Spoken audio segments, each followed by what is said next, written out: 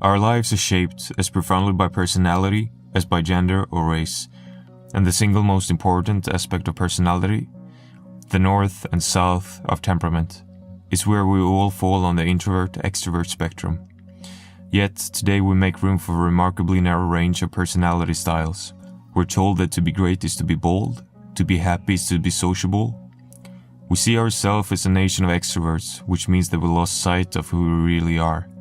Depending on which study you consult, 1/3 to 1/2 of Americans are introverts. In other words, 1 out of every 2-3 people you know. If you're not an introvert yourself, you're surely raising, managing, married to, or coupled with one. If these statistics surprise you, it's probably because so many people pretend to be extroverts.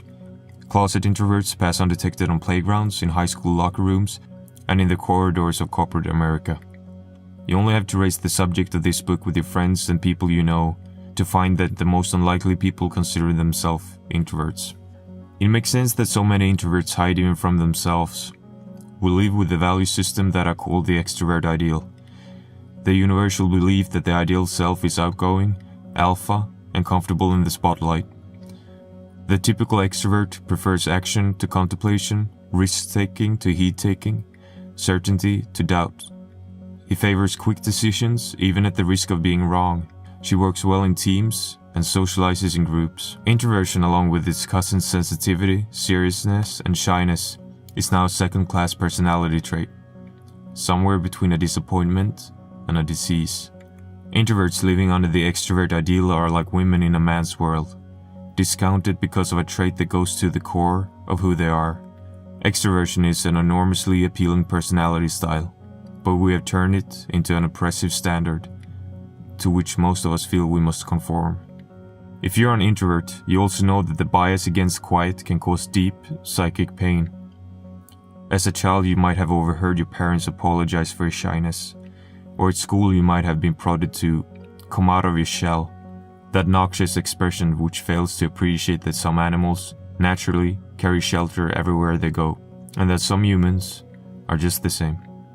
A member of an email list called Introvert Retreat writes, "All the comments from childhood still rings in my ears, that I was lazy, stupid, slow, and boring. By the time I was old enough to figure out that I was simply introverted, it was a part of my being, the assumption that there was something inherently wrong with me. I wish I could find that little trace of doubt and remove it." You might also be told that you're in your head too much, a phrase that's often deployed against the quiet and cerebral. Of course, there's another word for such people: thinkers. There is no all-purpose definition of introversion or extroversion. These are not unitary categories like curly-haired or 16-year-old.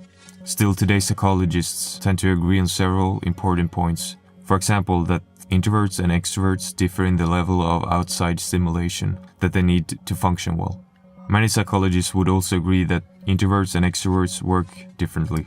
Extroverts tend to tackle assignments quickly.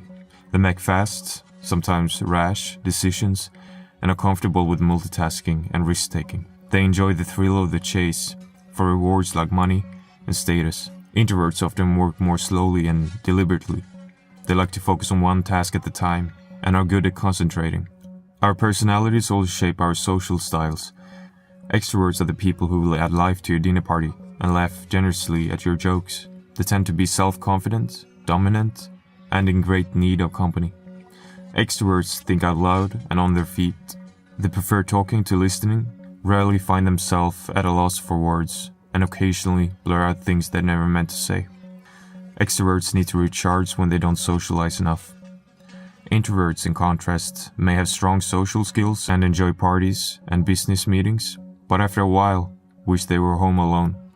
They prefer to devote their social energies to close friends, colleagues, and family. They listen more than they talk, think before they speak, and often feel as if they express themselves better in writing than in conversation.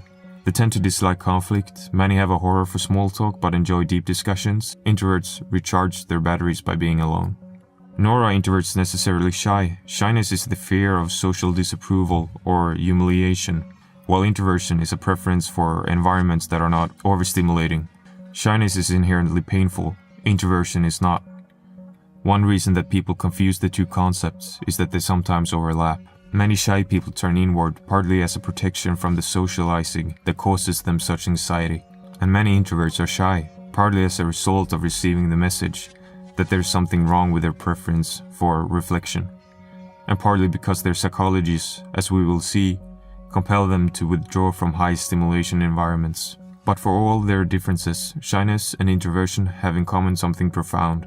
The mental state of a shy extrovert, sitting quietly in a business meeting, may be very different from a calm introvert. The shy person is afraid to speak up, while the introvert is simply overstimulated. But to the outside world, the two appear the same. This gives us an insight into how our focus on alpha status blinds us to things that are good, smart, and wise. No matter if you're an introvert or extrovert doesn't mean that your behavior is predictable across all circumstances. We can't say that every introvert is a bookworm or every extrovert wears lampshades at parties, any more than we can say that every woman loves cooking and every man loves contact sports. As Jung put it, there's no such thing as a pure extrovert or a pure introvert. Such a man would be in a lunatic asylum.